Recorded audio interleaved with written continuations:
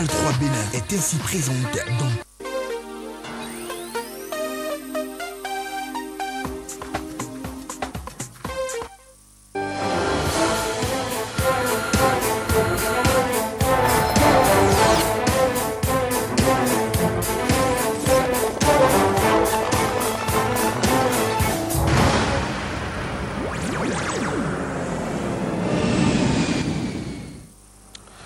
Mesdames, Messieurs, bonjour. Les acteurs politiques de notre pays se sont enfin parlé. Le dialogue initié par les anciens présidents Émile Derlin Zissou et Nicéphore Dieudonné Soglo a connu son épilogue. Ce vendredi, il a entre autres été décidé d'aménager le cadre légal en vue de prendre en compte les oubliés de la LEPI, ces citoyens qui n'ont pas pu se faire enrôlés dans le cadre de l'élaboration de la liste électorale permanente, informatiser les principales revendications d'une frange importante de la classe politique, notamment ce collectif des 11 candidats qui s'est réuni quelques jours plus tôt au nouveau hôtel Orisha de Cotonou. Au thème de ces assises, les différents acteurs ont notamment réaffirmé leur engagement ferme à déployer tous les efforts possibles pour éviter à notre pays une crise électorale aux conséquences souvent imprévisible. Mais quel est le point de vue de la société civile par rapport à cette initiative des anciens présidents? Maître Djogbenou, membre de Force Élection, qui a réclamé avec beaucoup d'insistance ce dialogue, est aujourd'hui notre invité. Bonjour Maître Djogbenou. Bonjour. Vous nous direz dans un instant votre lecture du déroulement du processus électoral en cours dans notre pays.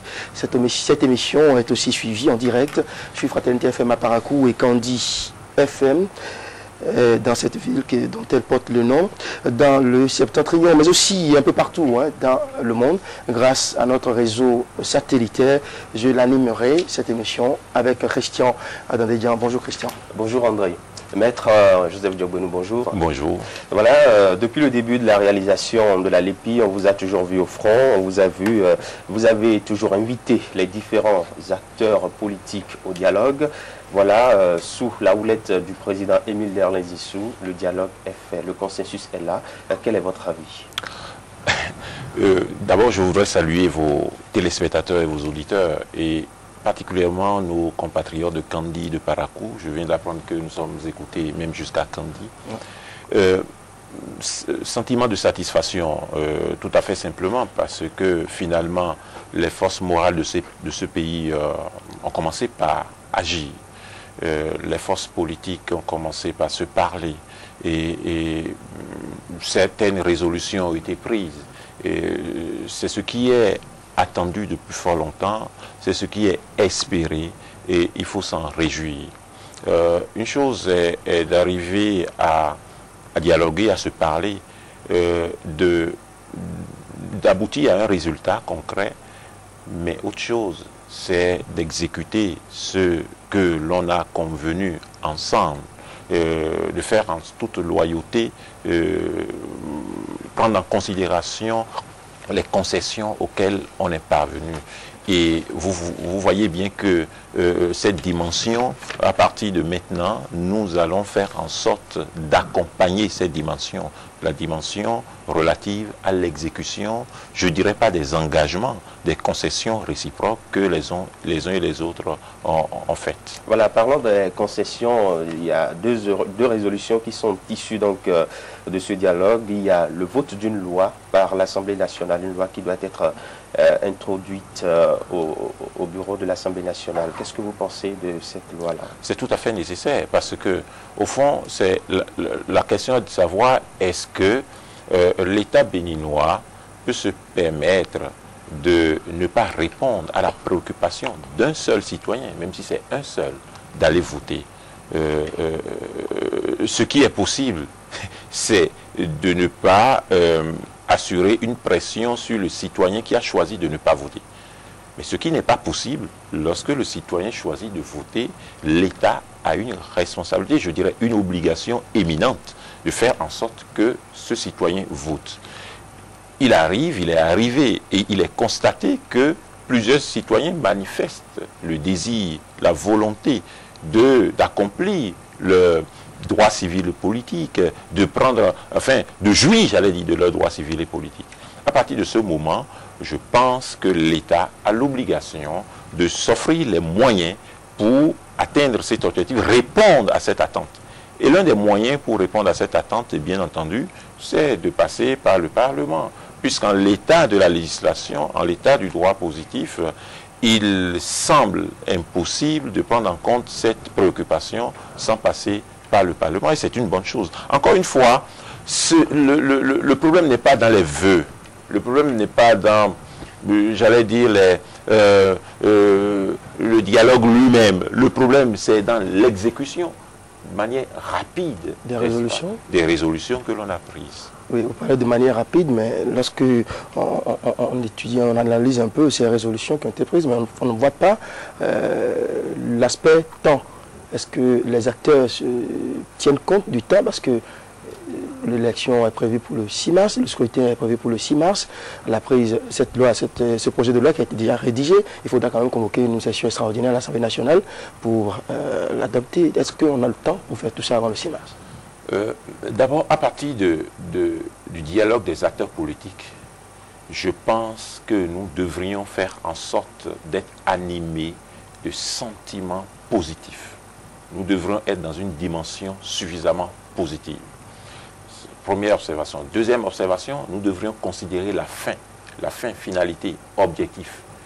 Ici, la fin, c'est de faire en sorte que tous les Béninois qui souhaitent voter et le fassent. Si la finalité, c'est de faire en sorte que le scrutin présidentiel se déroule de manière apaisée, si la finalité, c'est de faire en sorte que le Bénin, notre pays, continue d'agréger les suffrages de crédibilité, n'est-ce pas, que l'on porte encore sur son système politique et son régime démocratique et ses animateurs politiques, il me semble bien que l'on devrait mutualiser les intelligences de ce pays pour faire en sorte que le temps ne tue pas la faim, que le temps ne tue pas les idées, que le temps ne tue pas les bonnes dispositions. Et bien évidemment, si on doit considérer que l'élection aura lieu le 6 mars 2011, on serait manifestement dans la crainte de ne pas pouvoir réaliser les objectifs quand même importants que les acteurs politiques ont pris. Moi, je considère, et je vous le dis très clairement, que si on devrait prendre en considération toutes les préoccupations à exposer et traiter, l'élection ne peut avoir lieu le 6 mars 2011. Une chose est de déplacer la date du déroulement du premier tour du scrutin. Autre chose, néanmoins, est de maintenir l'objectif de voir un président de la République prêter serment le 6 avril. Il faut pouvoir le faire et on peut le faire.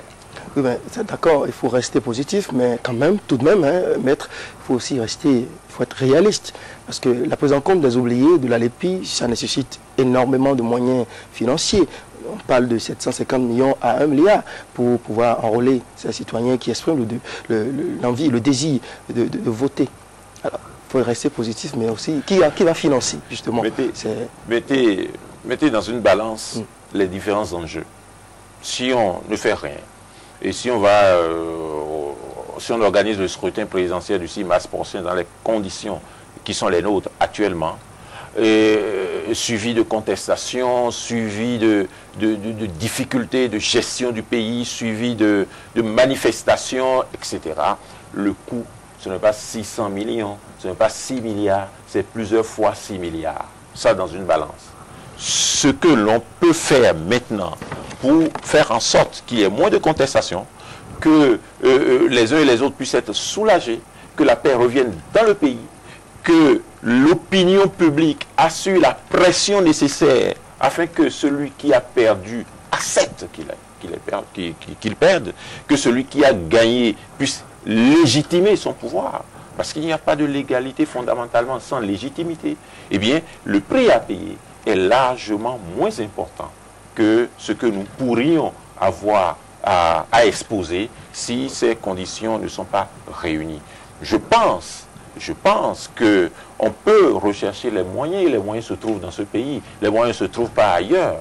Voyez-vous, les moyens se trouvent dans ce pays pour que, s'il y a un objectif assez important, à atteindre pour que l'élection présidentielle du 6 mars 2011 puisse avoir lieu dans les conditions raisonnables et acceptables par tous et de tous, eh bien, je pense qu'il faut faire les concessions possibles. Voilà, oui, Maître Joseph Diogbenou, voilà, le temps est en train de jouer contre le Bénin.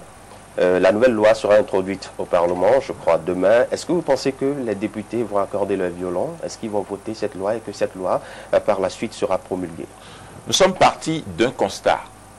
Il y a dialogue politique. Ça veut dire qu'il y a accord entre les différents acteurs politiques, tout au moins représentés. Et il serait surprenant que ce dialogue entre les acteurs politiques n'ait son prolongement au sein du Parlement. Ce serait surprenant. À moins de considérer que ceux qui se sont accordés n'ont aucun prolongement au Parlement. Et ce serait quand même fortement regrettable. Et donc, par rapport à la disponibilité des députés et à la disposition que nous attendons d'eux, je ne pense pas qu'il puisse y avoir de doute.